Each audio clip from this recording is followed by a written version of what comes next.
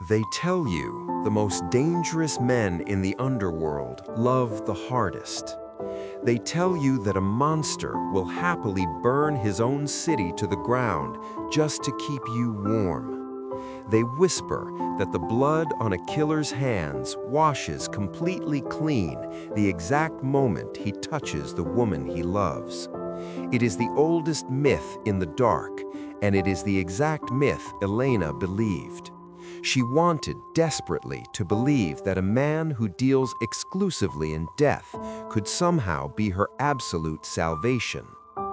Tonight, the sky over the 5 boroughs burns a sick, bruised amber. When Ezra dismantled the rival commission, tearing it apart piece by bloody piece, Elena believed the slaughter was entirely for her. She looked at the bruised, bloodied knuckles of the man she loved and saw an impenetrable shield. She saw a ruthless underboss sacrificing his own soul, risking an all-out street war just to pull her out of the crossfire. That is the intoxicating beauty of weaponized altruism. It takes the heavy iron bars of a cage and makes them feel like the protective walls of a fortress. It makes the warden look exactly like a savior.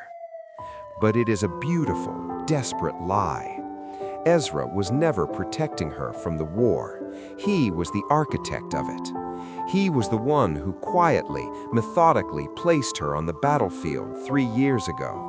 He moved the pawns, set the board, and waited patiently in the shadows for the perfect excuse to pull the trigger and claim the throne under the guise of righteous vengeance.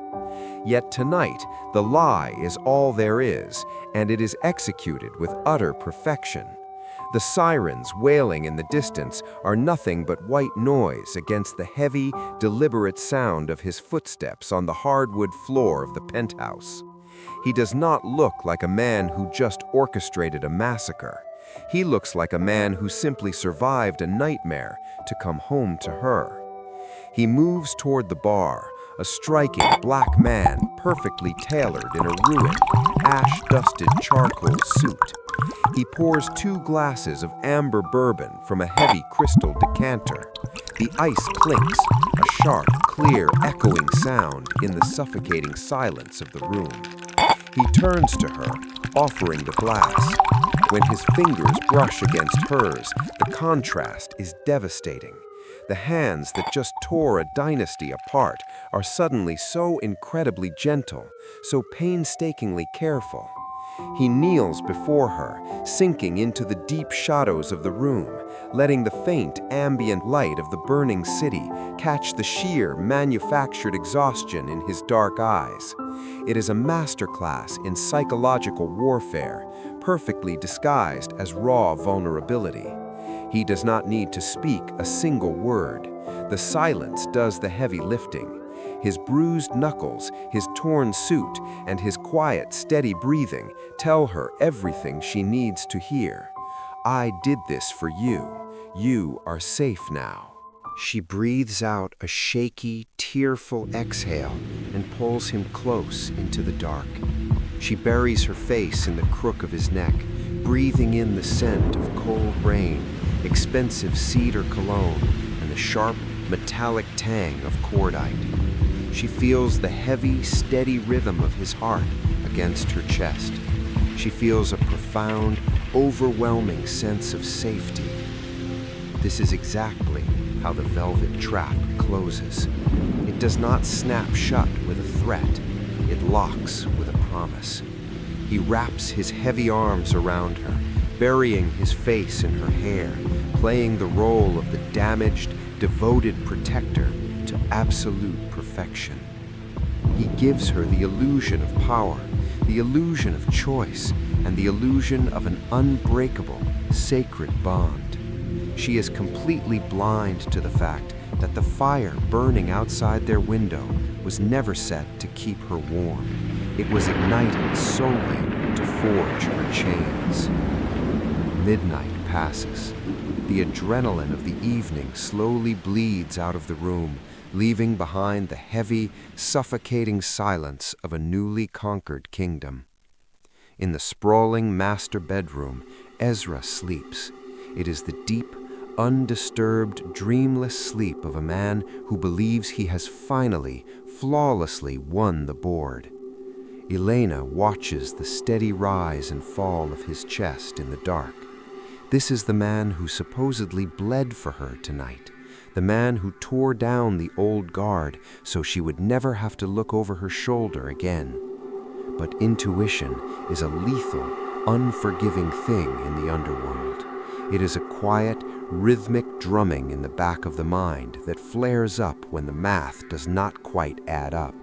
It is the cold chill in the marrow of the bone that remains even when the fire in the hearth is roaring.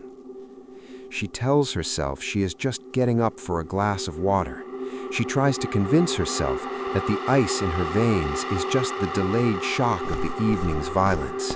But as she slips out of the bed, the heavy silk sheets pooling silently on the floor, her bare feet do not carry her toward the kitchen. They carry her straight back to the sprawling, shadowed living room. They carry her straight back to the mahogany desk, back to the ruined, blood-stained jacket Ezra stripped off hours ago. In this world, a dangerous man's true secrets are never buried in a wall safe. They are never left in a leather-bound ledger for a rival to find. They are carried on his person, kept intimately close to the chest, because trust is a fatal liability, and absolute, unwavering control is the only currency that truly matters. She reaches out in the dark. Her trembling fingers brush against the rough, ruined fabric of his coat. She slides her hand into the interior breast pocket, the pocket resting right over his heart. She pulls out a heavy, tarnished silver lighter. The cold metal sends a shockwave through her system. It isn't Ezra's. Ezra does not smoke. It is an old, antique piece, heavy with history. It is a silver Zippo, engraved with a weeping willow. The silver lighter clicks open in her shaking hands, the sound deafening in the quiet penthouse. Tucked tightly inside the metal casing is a folded, scorched piece of paper, a directive. She unfolds it with agonizing slowness. The ink is old and faded, but the sharp, commanding handwriting is unmistakably Ezra's. It reads, "Remove the father, isolate the girl. I will handle the rest." The floor completely drops out from beneath her. The beautiful, intoxicating romance shatters like cheap glass, raining down around her in the dark. The man, peacefully sleeping in the next room, did not save her from the wolves. He was the one who slaughtered the pack so he could lock her in the cage and have her all to himself. Before we reveal exactly how Elena's golden cage snaps shut and how the ultimate trap begins to close, we want to hear from you.